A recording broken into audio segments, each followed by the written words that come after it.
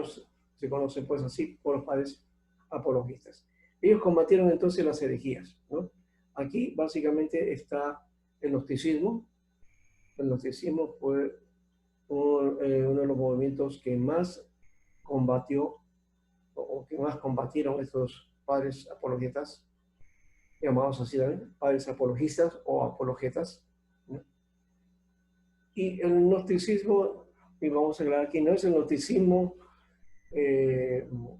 o doctrinas que habían afuera, ¿no? Estamos hablando de la doctrina, por ejemplo, como el asunto del paganismo o las religiones paganas.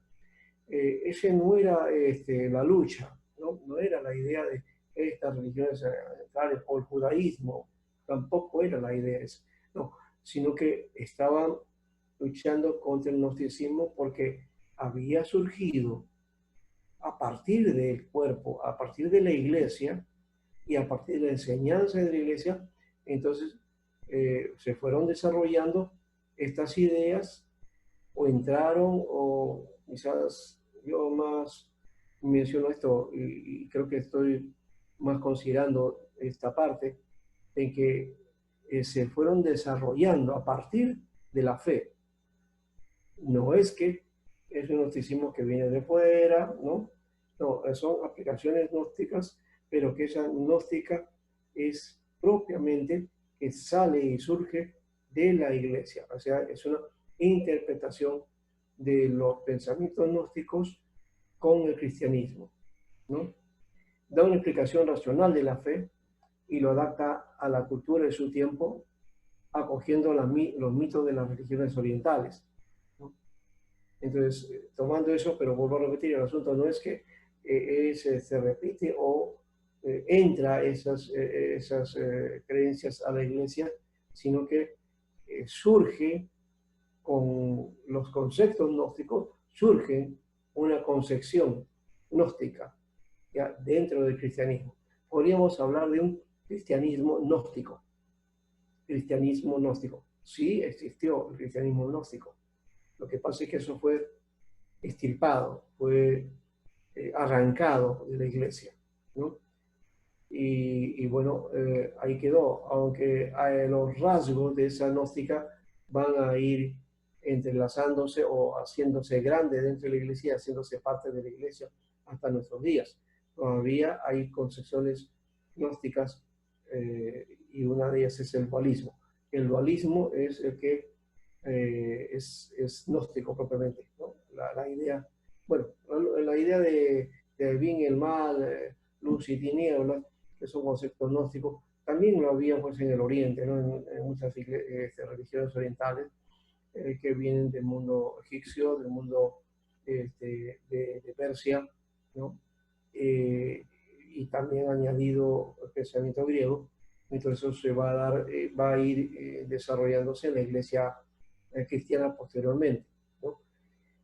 Pero vuelvo a repetir, no es el gnosticismo metido dentro de la iglesia, sino es los principios gnósticos que van germinando ya, y uniéndose a la doctrina cristiana y le va a orientar a la doctrina cristiana con unas perspectivas gnósticas, ¿ya? Este movimiento existe todavía, o sea, ha persistido con el tiempo y está fuera de la iglesia, ¿no? Entonces se conoce como gnóstica cristiana o ciencia cristiana, ciencia gnóstica también. Entonces, eso es otro elemento en nuestro local seguramente extrañado por algunos de Miller, de la cuadra 15, pasando la panadería Pamela, en la esquina donde estaba donde está la notaría, al costado, ahí está la sede del gnosticismo en el Perú, ¿no? Ahí está la sede principal de la enseñanza gnóstica. No ha funcionado muy grandemente, pero sí tiene adeptos y muy fuertes, muy fuertes. Bien, el montanismo, por otro lado, esperaba en su concepción, era un movimiento de corte milenarista. ¿Qué eran los movimientos milenaristas que también hubieron en el tiempo de la primera iglesia, eh, y mucho más todavía, ¿no? La primera iglesia eh, que vivió en el primer siglo y que también, digamos, experimentó el cambio de siglo de uno a otro, eh, y asumiendo la enseñanza de Jesús que no pasarán estas cosas de este siglo, de este tiempo, de esta generación, entonces creían ellos que el fin se acercaba y la venida del Señor estaba cerca, ¿no? Para los que estaban en el primer siglo. Entonces tenían una concepción milenarista de que el milenio, el reino venía ya, y por eso es que algunos no se casaban, no trabajaban. Y Pablo mismo menciona en su carta, ¿no? En Timoteo, el que no quiera trabajar no coma, ¿no? Y así, y otras cosas más que ocurrían por esa idea de que el Señor había bien, entonces no hagamos nada, sino estemos en su constante espera. Bueno, esta concepción, hoy día, el concepto de esta idea ha pasado a los nuevos movimientos que hablan de un juicio, hablan de futuro, hablan de cosas que van a venir o que ya estamos viviendo, el fin del mundo, ¿no? El fin de los tiempos, ¿no? Esa concepción es milenarista, ¿no? Que la podemos asumir bien, si no, no hay ningún criterio en ese aspecto que nos desarrolla, aunque creo que dentro de la iglesia presbiteriana no hay una concepción milenarista. Las concepciones milenaristas son de las iglesias dispensacionales, ya premileniaristas, ¿no? La iglesia presbiteriana es amilenialista en su concepción, o sea, no hay una idea de un milenio como la que trabaja el dispensacionalismo, ¿no? No es que no crea en el milenio, sino que no existe un milenio literal, ¿no? Tal como lo requiere el movimiento premilenial. Entonces, bien, ese es otro elemento, así que solamente podríamos llamar en todo caso que el montanismo también tiene una concepción escatológica, ¿no? Pastor Sánchez, Sí, sí. disculpe, es el milenerista, tener o sea, esa comisión de milenarismo, ¿es bueno en las iglesias o? No, no, no, no. Eso corresponde ya a la concepción escatológica, ¿no? Y bueno, dentro de lo que se desarrolla en la doctrina, eh, la parte fundamental de la doctrina Ya. fue desarrollado por los padres de la iglesia. Y en Lo estos que tiempos, Pastor corresponde Sánchez, a también. elementos, digamos, como, no le diríamos que son adherentes o adhesivos digamos, relacionales, ¿no? Porque la catología también tiene su lugar, Claro, ¿no? Y en el rol de la revelación también tiene su lugar. Lo que pasa es que las teorías escatológicas a veces se mezclan, ¿ya? Y de acuerdo a la concepción que cada uno tiene, va a recrear entonces las posibles formas de lo que va a suceder en cuanto a la venida del Señor, en claro, cuanto sí. al milenio, en cuanto a la tribulación, en cuanto, bueno, a diferentes cosas que se van haciendo como análisis. Entonces, eh, yo diría que no nos, no nos va a afectar el hecho de que doctrinalmente esto no sea una carga fuerte para nosotros.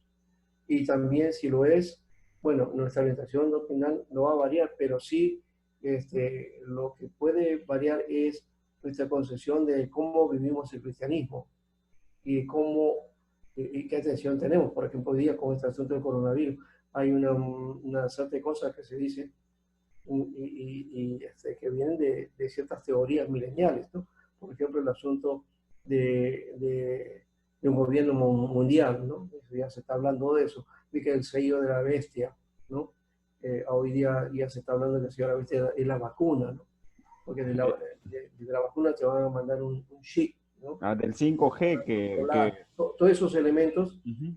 nacen pues de una concepción milenarista, ¿no? Ah, Sí, ya, ya. ¿ya? Ya, Entonces, gracias, Pastor. claro, eso no lo practicamos dentro de la iglesia, por lo menos dentro de la iglesia protestante, la iglesia Claro, sí, es lo que. calvinista, presbiteriana, no participa de esas concepciones, ¿no? Está muy lejos de eso, ¿ya? Entonces, escatológicamente hablando, tiene otra orientación, ¿no? Y Ya, nosotros creo que también deberíamos tener, desde la perspectiva escatológica, simplemente nuestra esperanza en la venida del Señor. Lo demás es especulación, ¿no? ya, Entonces, pastor. no debemos especular. Ujú. Entonces, el milenarismo especula mucho, de paso. Por eso es que hay que tener el cuidado. Y por eso algunos dicen, no, no, este de coronavirus es ya ves, los dolores de parto, ¿no? O las señales del fin, ¿no? ¿No? Y que Claro, pronto todo, entonces hablan de señales en el cielo, fenómenos que se van presentando, ¿no? El tiempo que se va cortando, o sea, todo eso como que van cuadrando, ¿no? Y si uno se da cuenta, parece, ¿no? Parece, claro, parece, por eso pero, que, pero no es, hay que tenerle cuidado, no se vaya uno a dejar llevar por estas ideas. Y por otro lado, está la expectativa en todo caso, está la expectativa, ¿no? Porque escatológicamente hablando, nadie tiene nadie tiene la razón. ¿Quién sabe qué cosa del futuro? ¿Acaso nosotros pensábamos que iba a suceder una especie de una pandemia como la que estamos viviendo claro, nadie a estuvo, nivel estuvo preocupado. de todo el mundo, de todos los países, de todas las naciones?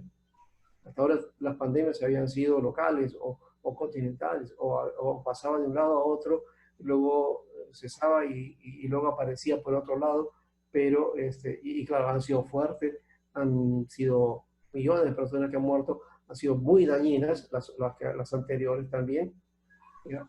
Y que también algunos en esa época ya decían eso también, ¿no?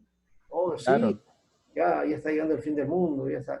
Entonces, la misma figura, ¿no? ¿No? sí, pues, Solo que lo que sí debemos reconocer es que esta sí es una verdadera pandemia porque ha agarrado casi todos los países del mundo, ¿no? Ya, no sé qué país estará libre del asunto, pero la mayoría creo que tiene el virus de una u otra manera, ¿no? Bueno, entonces hay que ser cautos en eso, porque muy cuidadosos, porque esta misma figura ya se ha presentado en otros contextos, con otras pandemias, con otras enfermedades, y seguimos adelante todavía, ¿no? sí, pues, ya, Ahora, entonces combatieron estas herejías, ¿no? Y el montanismo básicamente era una forma de pensamiento que hoy día llamaríamos las iglesias pentecostales, ¿no? Quizás en un momento lo voy a presentar algo de eso o en otro documento que tengo por ahí. Pues ya, pues, sigamos aquí esta parte para luego ir desglosando en todo caso estas partes que interesan o las preguntas que ustedes puedan hacer con respecto a esto. ya, pastor. Ya. Entonces, estos padres apologistas fueron perseguidos y martirizados por los romanos, ¿no? Aquí tenemos entonces a Ireneo, el principal, ¿no? Defensor de la ortodoxia del Evangelio, y él fue el que tomó en cuenta el canon del Nuevo Testamento en cuanto a los evangelios, y él dijo que eran cuatro, son cuatro y nada más que cuatro. ¿Por qué? Porque existían otros evangelios, sí, existen, y todavía esos documentos están hoy día también, están en castellano. Yo tengo varios de esos documentos, o de esos evangelios, que no fueron parte de los evangelios canónicos. ¿Se lo puede decir como apócrifos o no? Algunos son apócrifos, diríamos, ellos lo llamarían como libros extrabíblicos, son extrabíblicos. Pero, Pastor Sánchez, son muy, muy importantes también esos. Algunos de ellos dicen otra cosa, contradicen a los evangelios originales, De todas maneras, tenemos que tener cuidado para, hay que tenerle cuidado. Algunos de esos, por ejemplo, son evangelios gnósticos, depende claro, de los movimientos también, ¿ya? ya, Entonces, y hay evangelios de todo, ¿no? sí, Para todos sí, los gustos, en alguna manera, ¿no? Y aparecen historias medias extrañas y otras muy parecidas a las de los evangelios, pero nada más, ¿no? Entonces, esa documentación es basta, claro, en 8 semanas no lo tenemos para trabajar este aspecto. Hay documentación sobre este asunto también, ¿ya? Y hay que diferenciar entre lo que son escritos de los padres de la iglesia, ¿ya? Que sería la patrística, todo lo que ellos escriben, que en algún momento hasta llegaron a ser parte del canon del Nuevo Testamento, como por ejemplo el pastor de Hermas y la Diagé, y también las epístolas de Clemente, ¿no? El ortodoxa todavía El son pastor de Hermas llegó a ser pastor de parte del Cano.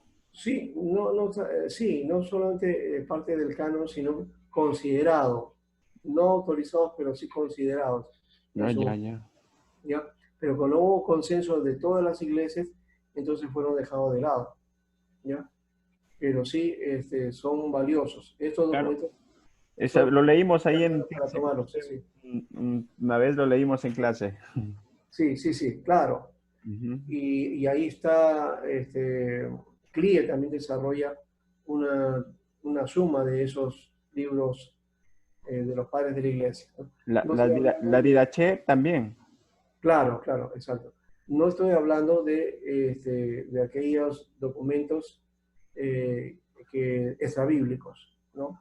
Documentos extrabíblicos, no los llamaría apócrifos, aunque son parte de los apócrifos, porque algunos son escritos dudosos, ¿no? No tienen autoría o que asumen autoría apostólica, pero que no lo es, ¿no? Pero que no están considerados dentro del canon, ni tampoco los padres de la iglesia los consideraron, ¿no?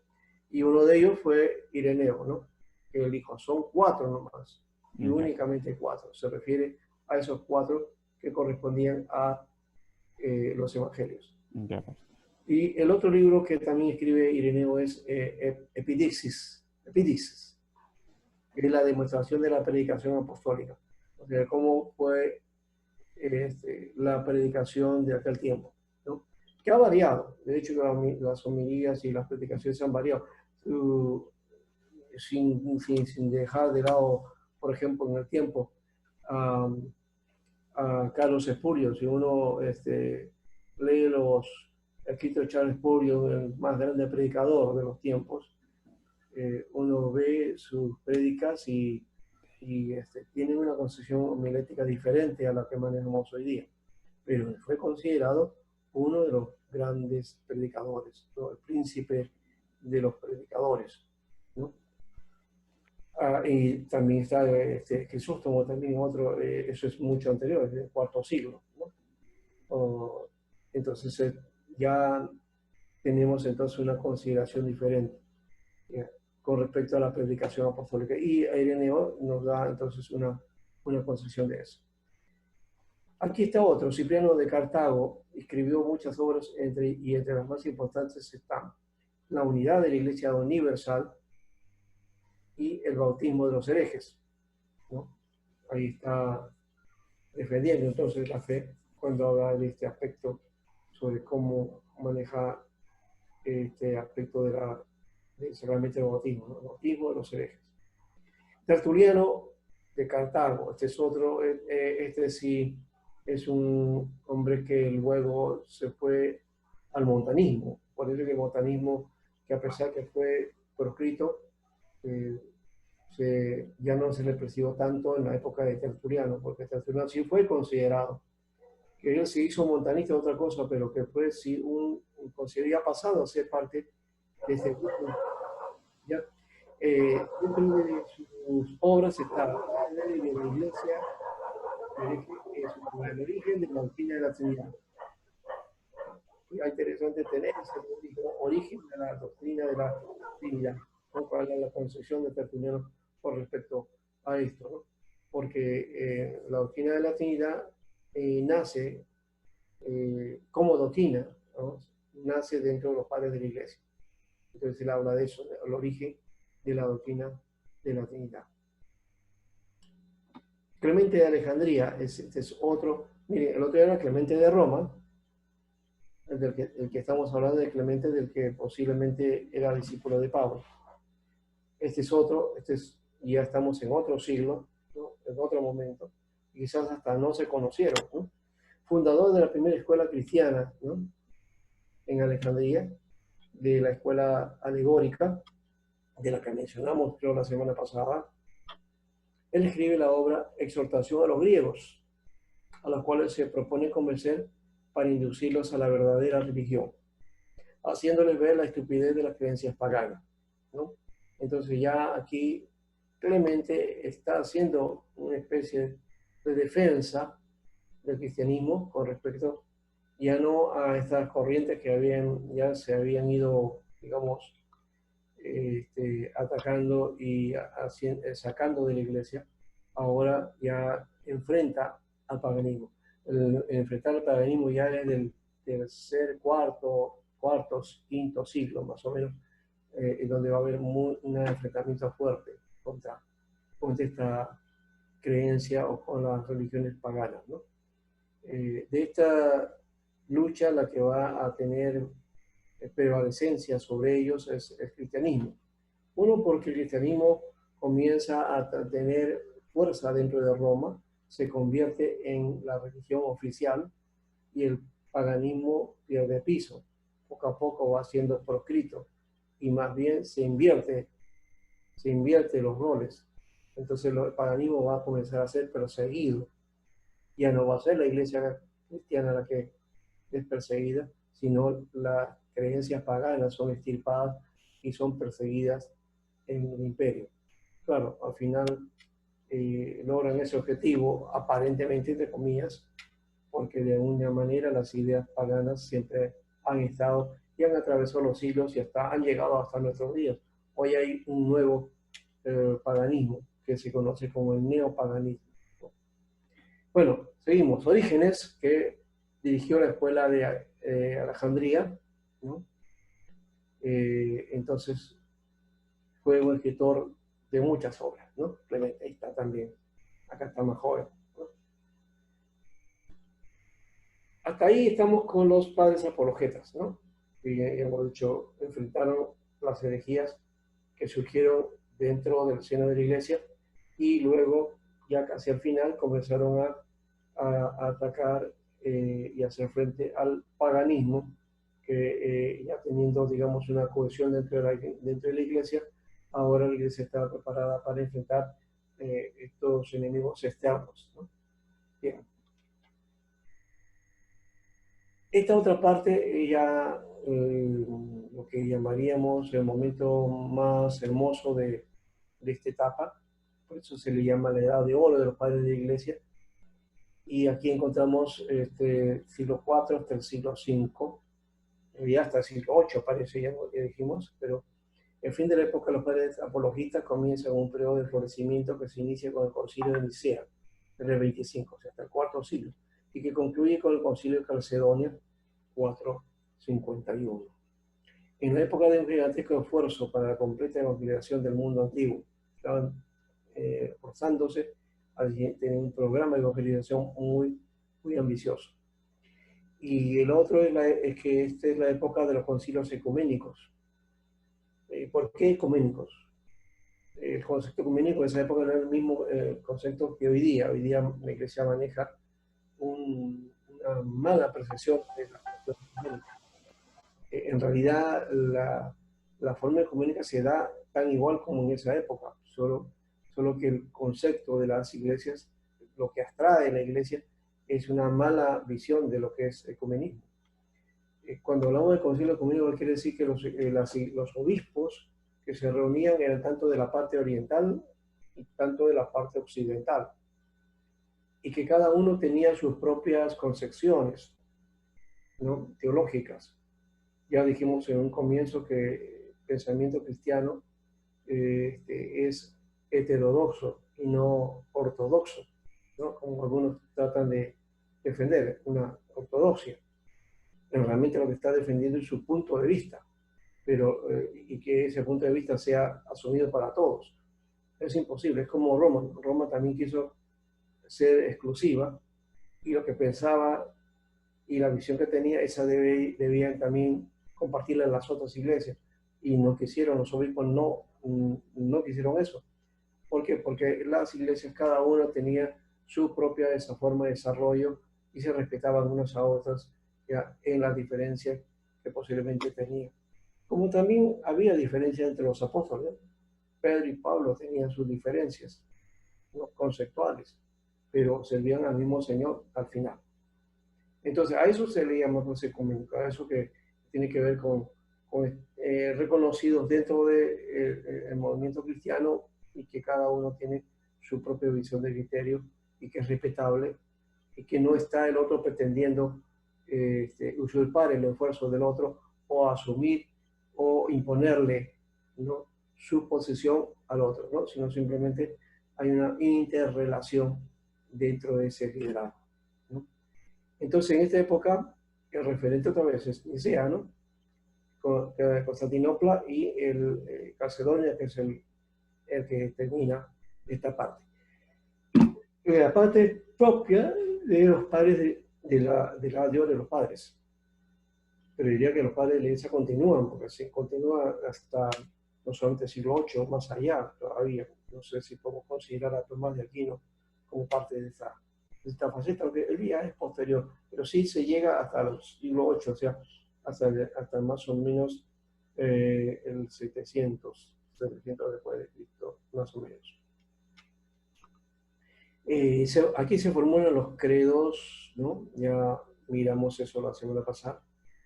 Y aquí está la división del grupo, ¿no?, orientales y occidentales, ¿no?, que ya mencionamos. Los logros que hay de esta época de la formación de los credos: credo apostólico, credo atanasio, credo niceno, credo calcedonio. El apostólico tenía como propósito defender la doctrina de Cristo como encarnado y su nacimiento original. Es decir, era la orientación y es la orientación del credo. El de Atanasio era defender la doctrina de la divinidad de Cristo y la Trinidad de Dios. Entonces se va añadiendo esto, aunque hay rasgos en el credo apostólico, su finalidad es simplemente la doctrina cristiana de Cristo. Credo niceno tenía como propósito defender la doctrina de la consubstancialidad de Cristo con el Padre, la esencia, estamos hablando de la divinidad, ¿no? El credo de Calcedonia más bien tenía como propósito defender la doctrina de la plena humanidad y la plena divinidad de Cristo.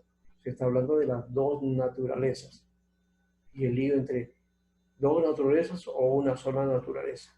Monofisitas, una sola naturaleza; diofisitas, dos naturalezas. Bien, hasta ahí estamos con eso. Miremos ahora a los padres orientales, pero si quieren hacer una pregunta en esta parte, sería interesante trabajar. A ver.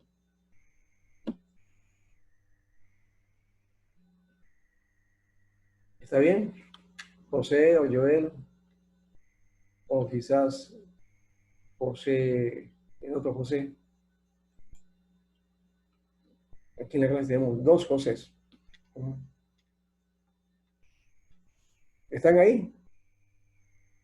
Por sí estamos. Claro que estamos. Bueno, ¿qué les parece hasta ahora? Una consulta. Sí.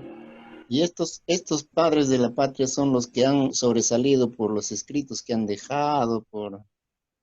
No es un recuento histórico preciso. ¿Pudieran ser más? ¿O cómo se sabe eso? No, aquí estamos haciendo quizás un resumen, glosario así rápido. Podemos seguir avanzando en esto y de repente ahondar un poco más con ellos, ¿ya? Voy a prestar un documento que tengo también, que desarrollé acerca de esto, y nos puede dar más ideas sobre la intervención de estos hombres de Dios. Pero ya dije, o sea, escritos hay, ¿no? De los padres de la iglesia hay una serie de libros y documentos en donde van ellos, digamos, citando el texto del Nuevo Testamento, que inclusive algunos han dicho de que juntando a todos los padres de la iglesia y todas las citas que hacen del Nuevo Testamento, tendríamos un Nuevo Testamento completo, ¿no? Porque ellos utilizaron todo el Nuevo Testamento como base para sus enseñanzas, ¿no? Y lo llamaron escritura, ¿no? Ellos son los que nos dan la fuente de tratamiento escritural al Nuevo Testamento, ¿no? Como inspirado, como sagrado, como parte sagrado de la revelación de Dios. Entonces, esa es la parte importante de estos hombres. Y lo otro es el cuerpo doctrinal, ¿no?, que nos van dejando, y la herencia que nos dejan para afirmarnos en ese cuadro o ese contenido doctrinal, que es muy importante, ¿no? ya mencionamos algunas cosas, ¿no? Este asunto de la naturaleza de Cristo, la Trinidad, el aspecto de la esencia o la divinidad de Jesús, en fin, son conceptos que ellos desarrollaron o que ellos tuvieron que hacer frente, no porque la iglesia primitiva no los tuviera, porque ellos no tenían ningún problema con respecto a eso y creían así porque así habían sido enseñados, sino que en la otra etapa ya el pensamiento, la filosofía comenzó a hacerse preguntas y entraron este tipo de preguntas filosóficas para la iglesia y cómo resolver, cómo responder. Entonces ellos respondían y trataban de responder usando ciertos elementos del pensamiento griego y adaptándolos para explicar la doctrina, ¿no? Entonces los padres por eso utilizaron entonces el pensamiento griego por ese motivo. Y eso está escrito, está en los documentos, ¿no? Hay documentos sobre ese aspecto, ¿ya? Luego, según balance, sería muy bueno trabajar esto y hasta leer, ¿no? Yo les puedo, no sé si alcance en el peso, pero puedo darles a ustedes un libro que tengo ahí. Yo hice una compilación de los libros de los padres de la iglesia, entonces se los puedo dejar para que ustedes lo lean, lo verifiquen y confronten con la situación también ahí, ¿no? Y vean qué cosas es lo que ellos, en cuanto a contenido doctrinal, cómo ellos van pensando, ¿no? Pastor Sánchez, disculpe. Sí, Son los padres apologistas, ¿no? tanto los apologistas, tanto como los padres de la iglesia, eh, digamos, los que hicieron literatura, ¿no? Claro,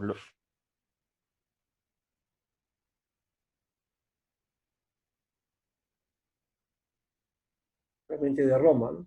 Sus epístolas, ¿no? Cálida que el otro.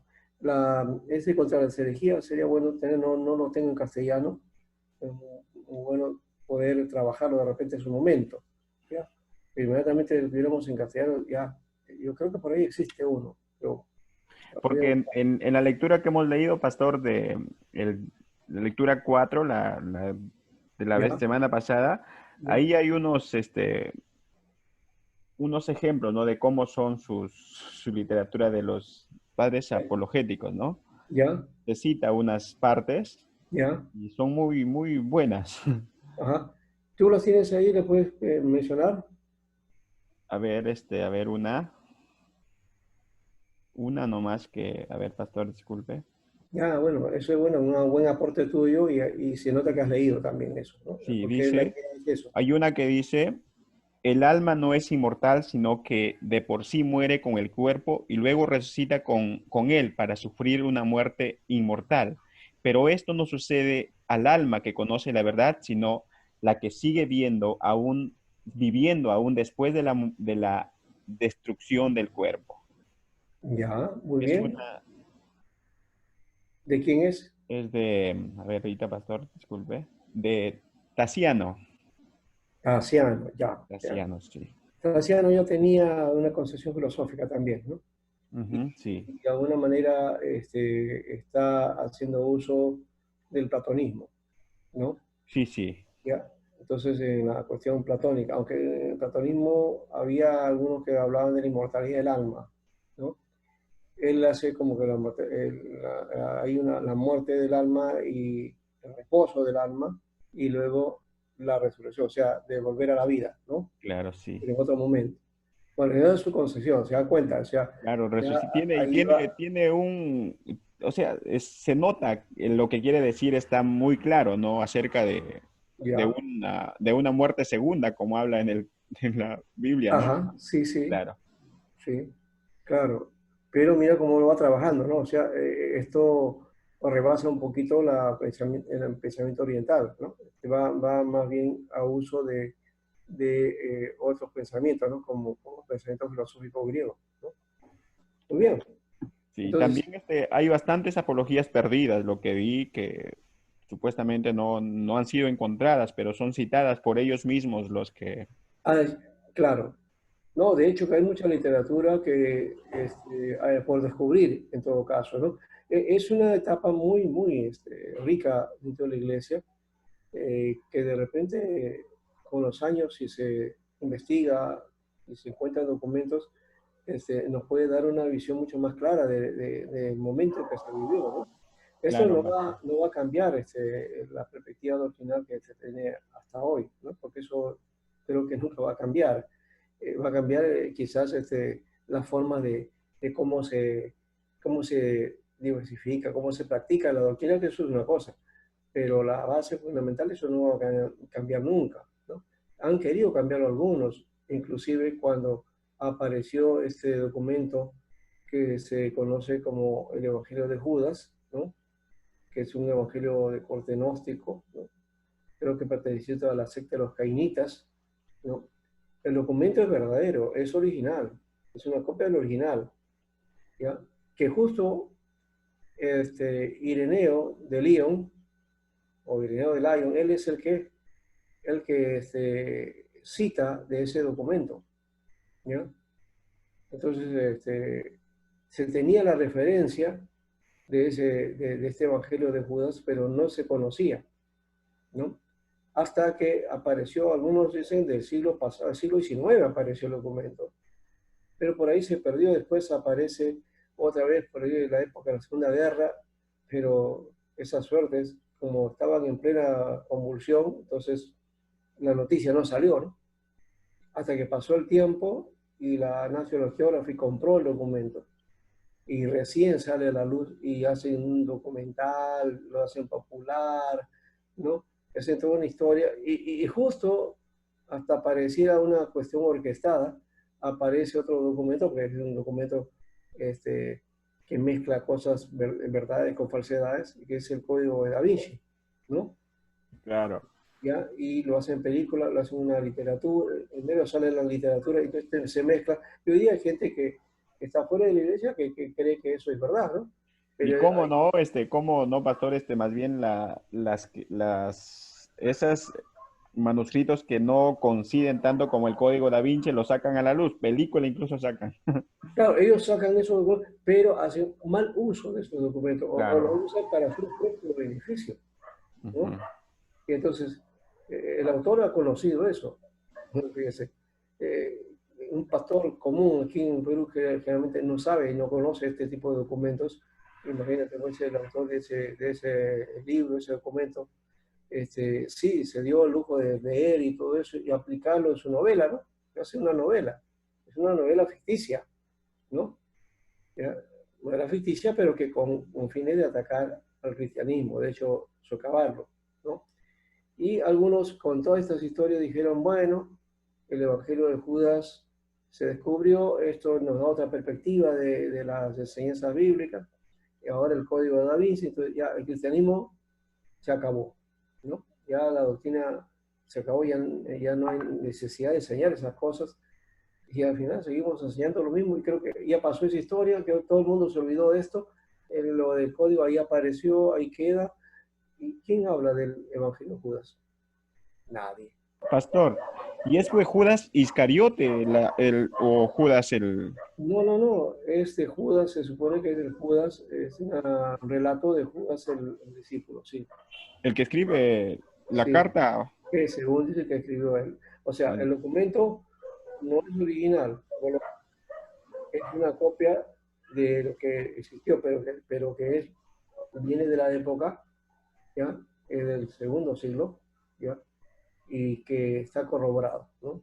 Ya pasó.